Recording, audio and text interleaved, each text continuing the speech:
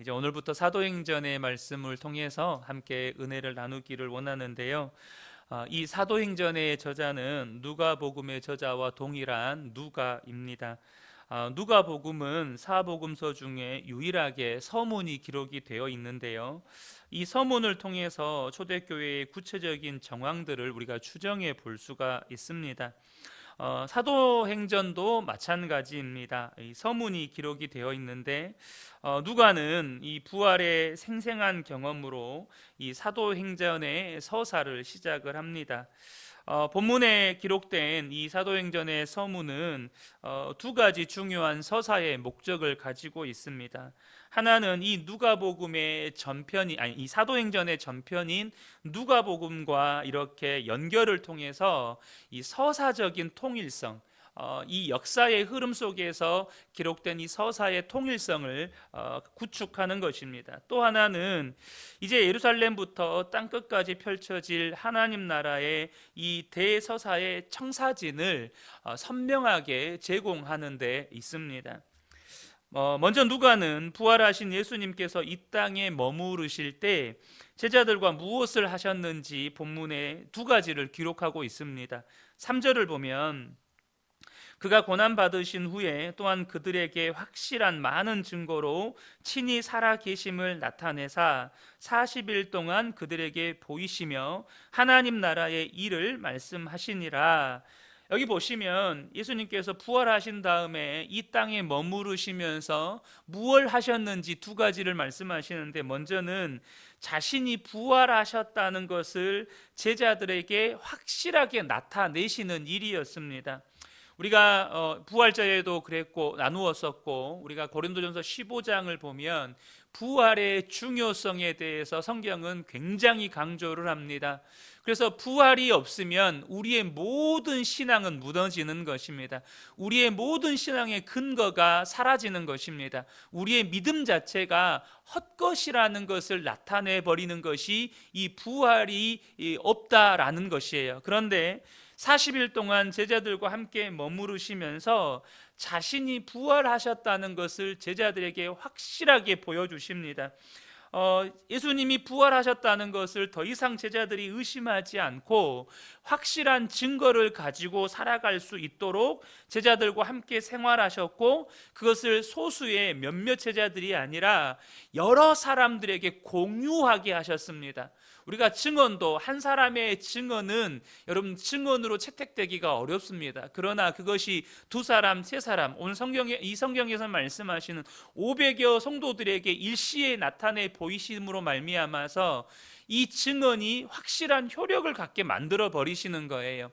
예수님의 부활의 경험을 다수의 제자들이 공유하게 하심으로 말미암아서 한 사람의 증언이 아니라 여러 사람의 증언을 통해서 확실한 증거를 삼게 하셨다는 것입니다. 또 하나는 뭐냐면 하나님 나라의 일을 가르치셨다는 거예요. 이것은 공생의 기간 동안, 그러니까 3년 동안 제자들과 이렇게 생활하시면서 가르치셨던 것들을 정리해 주시고, 이 하나님 나라와 관련해서 이 예수님의 죽음과 부활의 의미를 제자들에게 가르치시는 것입니다. 그러니까 3년의 가르침을 이 40일 동안 이제는 정리하시는 거죠. 그리고 그 하나님의 나라와 예수님의 죽음과 부활의 의미를 하나하나 가르쳐 주시는 것입니다. 이는 제자들이 성령의 능력으로 이제 예수님의 증인이 되기 전에 꼭 해야 하는 일이 진리를 배우는 것임을 알려주시는 것입니다. 여러분, 그리스도인들이요 반드시 가지고 있어야 되는 것, 반드시 우리에게 필요한 것이 뭐냐? 그것은 진리를 바로 배우는 것입니다. 진리를 바로 아는 거예요. 여러분, 진리를 알아야 성도는 비로소 자유하게 됩니다. 요한복음 8장 32절에 보면 진리를 알지니 진리가 너희를 자유롭게 하리라. 여러분, 진리를 바로 알아야 세상의 유혹에서 자유롭게 됩니다. 진리를 바로 알아야 마귀의 유혹에서 자유롭게 됩니다. 진리를 바로 알아야 여러분 안에 얽매였던 모든 것으로부터 자유롭게 됩니다. 특별히 진리를 바르게 알아야 우리에게 주신 은혜와 권세를 바르게 사용할 수 있고 또한 성도로서 바른 삶이 가능합니다. 여러분, 그리스도인으로서 예수를 믿는다고 하면서 하나님을 바로 알지 못하면 예수님을 믿는다고 하면서 망하는 인생을 살게 됩니다. 여러분, 얼마나 안타깝습니까? 예수를 믿는데, 아니 그 사람은 예수님을 믿는다고 말을 해요. 그런데 그 인생을 보면 점점점 망하는 인생을 살아요. 그것을 역설적으로 보여주는 증거가 바로 이스라엘 백성들의 삶입니다. 그들은 하나님을 믿는다고 말하고 하나님의 택함받은 백성이라고 말하고 자기들만 구원받았다고, 예수님이 오셨을 때도 예수님과 논쟁을 합니다. 우리는 아브라함의 자손이다, 우리는 구원받았다, 그런데 너희는 어찌하여 우리가 구원받지 못했다고 말하느냐라고 예수님과 논쟁할 만큼 그들 안에는 구원받은 백성이라고 하는 확실한 어떤 그런 확신을 가지고 살았습니다. 그런데 그들은 망했습니다. 예수님 오시기 전에도 망했고 예수님 오신 후에 다시 바벨론 포로 생활 끝내고 70년 귀환 후에 다시 이스라엘 나라를 구축했지만 예수님 AD 70년에 로마에 의해서 또 망했습니다. 그들은 망했어요. 왜 그랬습니까? 호세아 4장 6절에 보면 내 백성이 지식이 없으므로 망하는도다. 내가 지식을 버렸으니 나도 너를 버려 내 제사장이 되지 못하게 할 것이요 내가 내 하나님의 율법을 잊었으니 나도 네 자녀들을 잊어버리리라. 그들이 나라가 망했던 이유는 하나님을 아는 지식이 없었기 때문입니다. 진리를 바로 알지 못했기 때문이에요. 여러분, 예수를 믿는다고 하면서 하나님의 말씀을 바로 알지 못하면, 진리를 바로 알지 못하면 여러분, 당장 오늘날 얼마나 많은 이단들이 들끓습니까? 그 이단들에 나도 모르게 미혹되어서 그 인생을 도둑질 당할 뿐만 아니라 그 영혼까지도 도둑질 당하는 것입니다. 벌써 시천지가 50만이 넘었다고 이야기를 합니다. 하나님의 교회도 제가 2002년도 통계로 그때가 40만이 넘었었습니다. 제가 몇 년 전에도 전주에 그 한옥마을을 잠깐 이렇게 간 적이 있는데 거기에서 하나님의 교회 사람들 나와서 열심히 전도하고 있더라고요. 그렇게 여러분, 진리를 알지 못하면 이단의 그 미혹에도 나도 모르게 그냥 넘어가는 것입니다. 정말로 성도가 반드시 가져야 할 열심 중에 하나는 뭐냐면 하나님을 알아가는 열심입니다. 저와 여러분 안에 하나님을 알기 원하는 열심이 있기를 축복합니다. 하나님을 알아가기 원하는 갈망이 있기를 축복합니다. 호세아 6장 3절에 그러므로 우리가 여호와를 알자, 힘써 여호와를 알자. 그의 나타나심은 새벽빛같이 어김이 없나니 비와 같이 땅을 적시는 늦은 비와 같이 우리에게 임하시리라. 여러분 안에 제가 자주 드리는 말씀이지만 세상 사람들이 세상에서 성공하기 원하는 그 열정 못지않은 열심이 우리 안에 있어야 합니다. 그 정도, 그거보다 더한 열심이 우리 안에 있어야 돼요. 하나님을 알기 원하는 열심, 하나님을 알아가고자 하는 그 열심이 여러분 우리 안에 있어야 돼요. 그런데 죄송한 말씀이지만 많은 성도들 안에 그렇게 하나님을 향한 열심이 그렇게 치열하지 않아요. 그렇게 간절하지 않습니다. 세상에서 돈 벌고 잘 먹고 잘 살기 원하는 그 열심은 정말 치열하리만큼 있지만 하나님을 알고자 하는 열심은 그렇게 간절하지 않아요. 여러분 안에는 어떤 열심이 있습니까? 특별히 여러분 성도들 중에 건강하지 못한 신앙생활을 하는 성도들의 모습을 보면 이 하나님을 아는 것을, 하나님을 알아가는 것을 기도나 혹은 사역으로 대체하는 경우들이 있습니다. 기도나 어떤 봉사로 대체하는 경우들이 있어요. 여러분, 하나님을 알아가는 것을 그 어떤 것으로도 대체하시면 안 됩니다. 여러분이 기도를 많이 하시든지 혹은 교회에서 봉사를 많이 하시든지 그걸로 안심하시면 안 돼요. 정말로 하나님을 열심으로 알아가셔야 합니다. 하나님이 무엇을 원하시는지, 하나님이 지금 내게 무엇을 말씀하시는지, 내 삶 가운데 지금 무엇을 행하고 계시는지, 그것은 전혀 관심도 없고 알지 못한 채 기도 열심히 합니다. 봉사 열심히 합니다. 그리고 나는 기도하니까, 봉사하니까 내 신앙은 괜찮다고 안심합니다. 여러분, 그러시면 안 됩니다. 하나님을 알아가셔야 합니다. 그런데 본문에서 저의 시선을 끄는 것 중에 하나가 뭐냐면 이 제자들의 시야입니다. 예수님께서 이렇게 부활하신 것과 하나님 나라를 이렇게 가르치셨어요. 그런데 6절에 보면 제자들이 이렇게 질문을 해요. 그들이 모였을 때 예수께 여쭈어 이르되 주께서 이스라엘 나라를 회복하심이 이때니까, 이렇게 질문을 합니다. 제자들은 뭘 질문하냐면 지금이 이 이스라엘이라고 하는 나라를 회복할 때입니까? 라고 묻고 있는 거예요. 예수님은 지금 하나님 나라를 가르치셨는데 제자들은 자기들이 이 땅에서 속해 있는 이스라엘이라고 하는 그 나라에 집중하고 있는 거예요. 물론 구약에 기록된 약속의 성취를 묻는 것이기 때문에 아주 틀린 것은 아니지만 이 땅에 속한 나라와 민족을 뛰어넘는 이 하나님 나라의 관점을 인식하지 못했을 뿐만 아니라 여전히 그들은 자기 민족은 하나님께 택함 받은 민족이고 아브라함의 자손이라고 하는 이 선민 의식에서 벗어나지를 못하고 있는 것입니다. 하나님의 나라는 온 지구를 뛰어넘습니다. 모든 민족을 뛰어넘어요. 우리 주님께서 다시 오시는 그날, 오늘 11절에도 선사가 말을 하죠. 예수님께서는 너희들이 하늘로 올라가심을 본 그대로 다시 오실 것이다. 우리 주님이 다시 오시면 계시록 말씀에 분명히 말씀하십니다. 새 하늘과 새 땅을 창조하실 것이라고. 우리가 살고 있는 이 지구뿐만 아니라 온 우주가 새롭게 될 것이라고 주님 말씀하십니다. 하나님의 나라는 이 지구상에만 국한되는 것이 아니라 온 우주를 총괄하는 것입니다.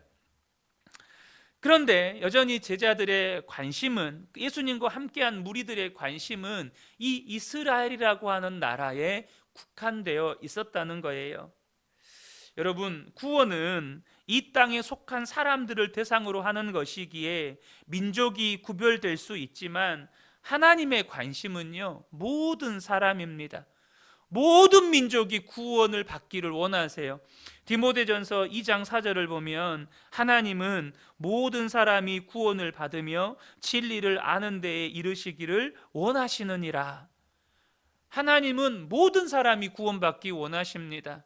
나도 구원받기 원하지만 우리 가족 모두가 구원받기 원하시고 이 광주에 살고 있는 광주 시민 전체가 구원받기 원하시고 대한민국 국민 전체가 구원받기 원하시고 대한민국 국민뿐만 아니라 저 북한에 있는 우리 동포들, 세계 열방과 민족 가운데 있는 모든 민족들이 주님은 구원받기를 원하십니다.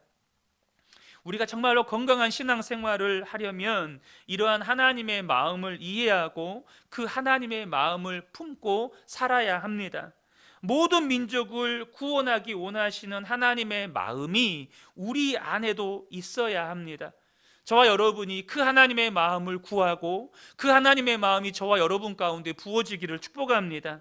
특별히 우리가 신앙생활을 할 때 경계해야 될 것 가운데 하나는 교회 이기주의입니다. 오늘날 한국교회가 건강하지 못하다고 지적받는 것 중에 하나가 여러 가지가 있어요. 지금 세대 단절, 신앙의 세대 단절이 정말 심각합니다. 부모 세대의 믿음이 우리 자녀 세대에게 계승되지 못하는 이 신앙의 세대 단절 현상이 심각합니다. 교회가 지금 성도 수가 급감하고 있는데 그 급감하는 그 퍼센테이지를 보면 10대, 20대의 이 감소율이 가장 큽니다.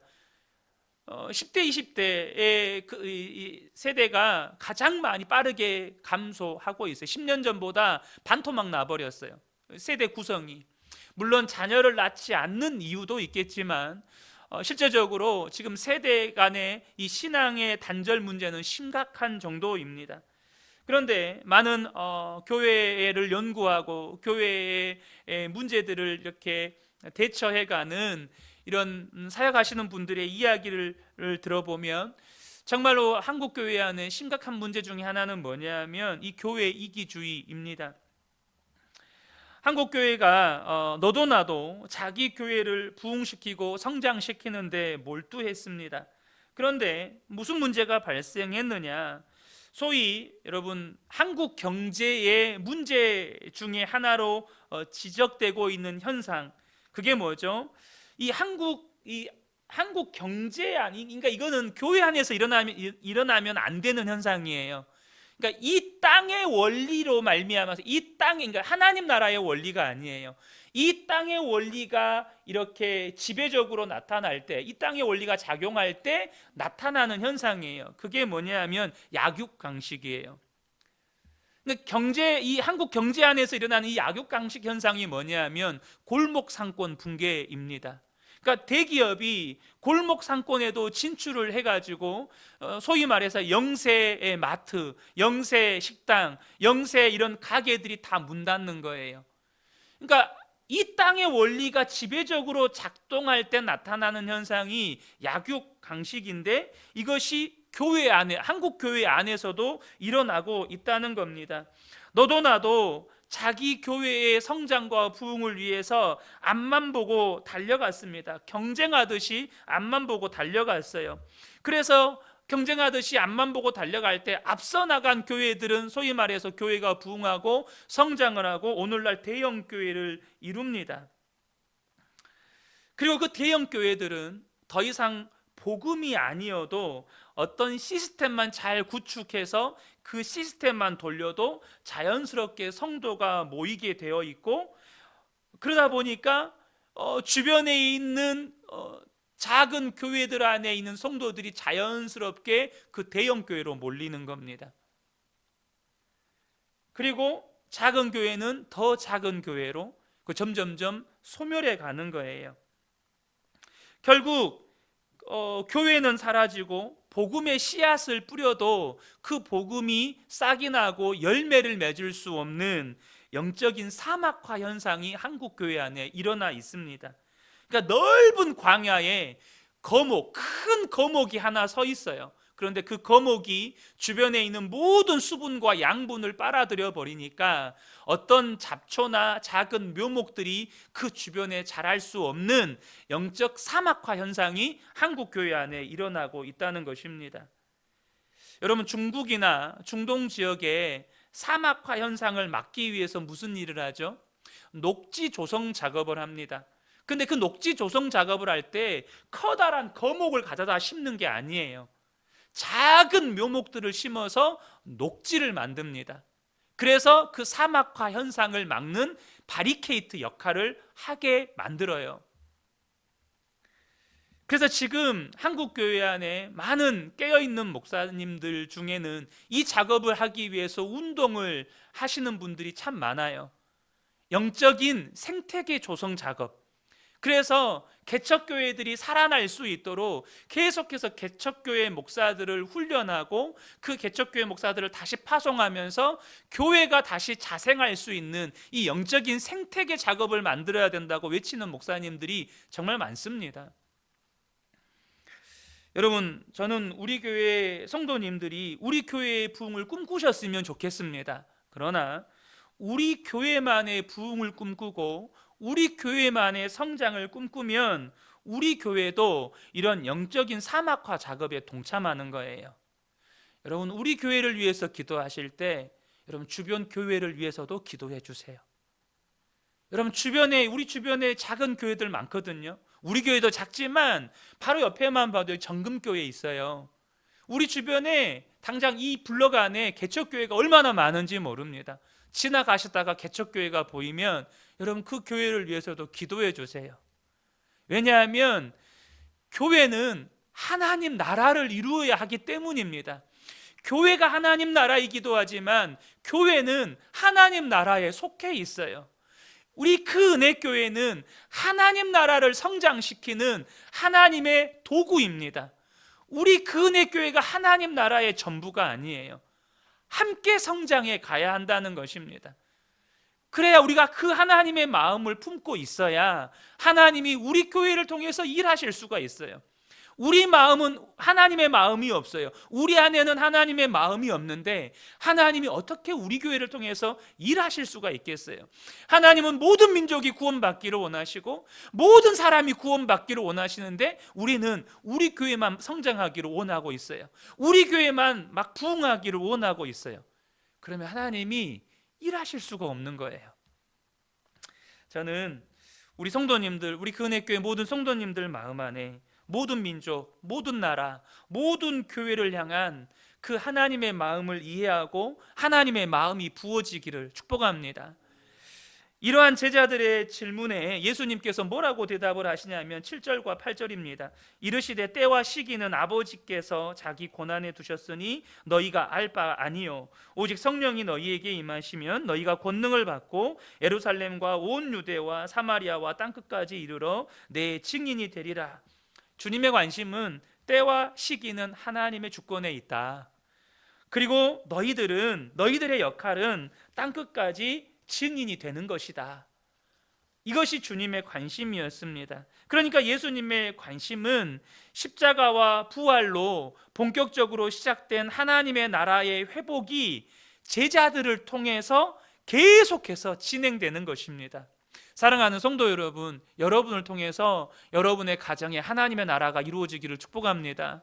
여러분이 나아가는 삶의 현장들, 직장에, 또 여러분이 만나는 인간관계, 거기에 하나님의 나라가 확장되어져 가기를 축복합니다. 시간적으로는 종말이 올 때까지, 공간적으로는 땅끝까지 이 하나님의 나라는 계속해서 진행되어야 합니다. 저와 여러분이 이 일을 위해 부르심을 받았습니다. 그러므로 우리 근혜교회 모든 성도님들이 우리 주님이 오시는 그날까지, 혹은 우리가 주님 앞에 서는 그날까지 하나님의 나라를 확장시켜가는 아름다운 하나님의 의의 도구들로 쓰임받게 되시기를 예수님의 이름으로 축복합니다. 아멘.